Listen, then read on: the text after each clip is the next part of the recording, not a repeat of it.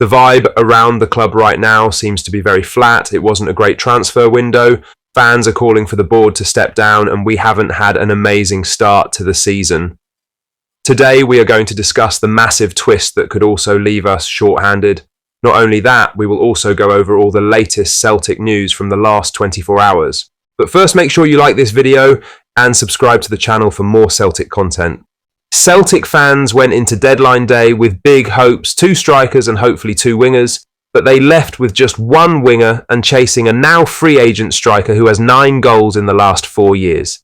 Taking to X, Sutton wrote, "The most remarkable window of all time. Celtic have come out of it weaker. At least Celtic are doing everything they can for there to be a title race this season. Going into a season with great expectation and excitement after a few weeks, the feeling now is utter deflation." That quote will sting for many supporters because it echoes exactly how they're feeling. After the highs of last season and the buzz of a Champions League campaign, Celtic have come into the new term short in key areas and even shorter on answers. The squad, on paper, looks lighter than the one that lifted the title in May, losing Kyogo and Kuhn without getting in ready-made replacements, coupled with the last-minute collapse of moves for both Kasper Dolberg and David Datro Fofana, left Brendan Rodgers' side scrambling on deadline day. Yes, Michel-Ange Balikwisha and Sebastian Tunekti have come in, but the latter has never played a competitive match on the right, a position the club desperately needed to strengthen. And for all the talk of versatility, signing left wingers doesn't solve a glaring hole on the opposite flank. Celtic have ended the window with questions hanging over every line of the pitch. Up front, they look light, especially with 3 forwards set to miss a chunk of the season for AFCON. Sutton's right. This window hasn't just underwhelmed, it's left a cloud of confusion and deflation hovering over Lennox Town. Now for the main story, as Celtic's frontline depth could be tested severely this winter, with the looming 2025 Africa Cup of Nations in Morocco set to kick off in late December and run into January. Both of the club's new wide additions, Michel-Ange Balikwisha and Sebastian Tunekti, are almost certain to be called up by their respective nations if fit, meaning Brendan Rodgers will be without 2 of his new attacking outlets during a crucial period of the season, and if Celtic managed to land Kelechi Iheanacho, who is now a free agent after his Sevilla contract was terminated, the Nigerian striker could also depart for AFCON.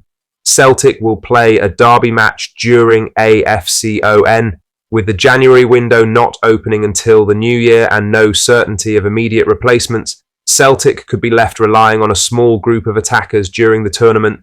That includes Dyson Maeda, James Forrest, Hyunjun Yang, whose move to Birmingham fell through, Johnny Kenny and Shin Yamada, the latter 2 still largely unproven at the top level.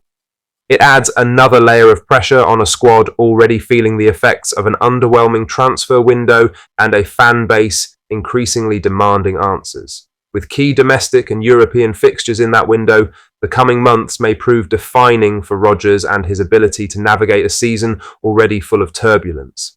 In other news, Brendan Rodgers has publicly backed deadline day signing Sebastian Tunekti to be a versatile solution to Celtic's ongoing issues out wide, but that claim is raising eyebrows given the squad's current imbalance.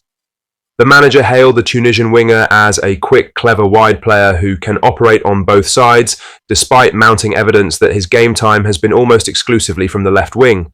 According to Transfermarkt data, while Tunekti is listed as capable on the right, there are no recorded competitive appearances in that position. After the Tunisian's arrival was confirmed, the manager said, "I'm really happy that Sebastian has joined the club, and I'm sure he will be a really exciting addition to our squad. He will give us that real added attacking intent, and I am sure he can make a big difference to us. He is a quick, clever winger who can operate on both sides, creating opportunities for himself and others. Myself and our coaches are really looking forward to working with Sebastian." This comes after a summer where Celtic failed to replace Nicholas Kuhn, who was sold to Como in July. With the window now shut, James Forrest remains the club's only natural right winger.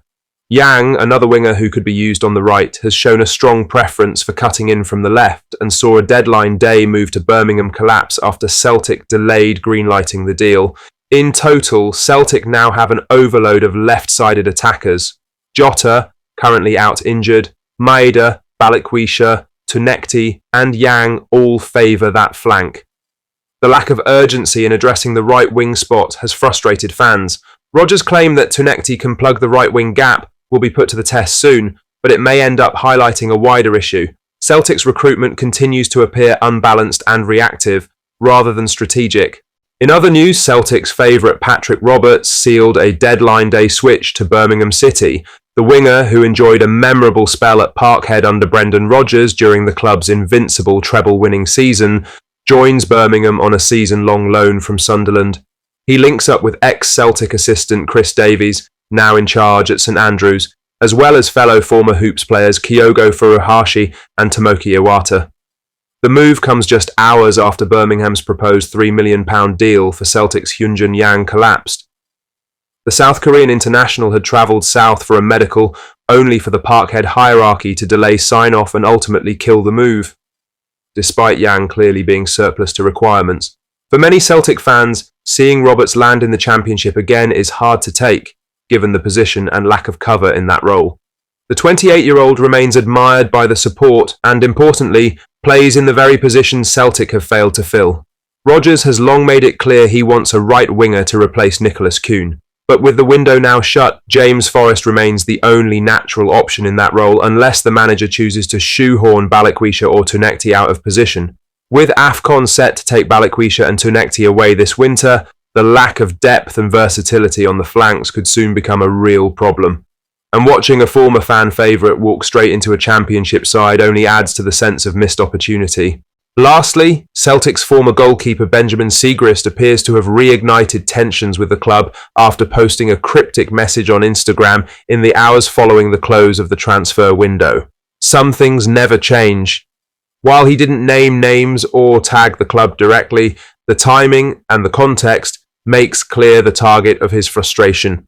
Siegrist has been vocal in his criticism of the board's handling of outgoing deals, previously claiming that 2 potential moves away from Parkhead collapsed due to slow or indecisive action from those at the top. He spent much of his time on the fringes of the first team with little prospect of minutes under Brendan Rodgers. His latest post comes just as Celtic fans are expressing widespread discontent over a chaotic and underwhelming transfer window. Winger Hyunjun Yang travelled to England for a proposed move to Birmingham City, only for it to fall through amid claims the club delayed signing it off.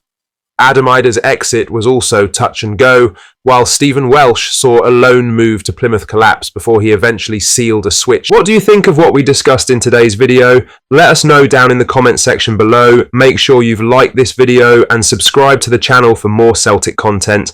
Thank you, take care, goodbye.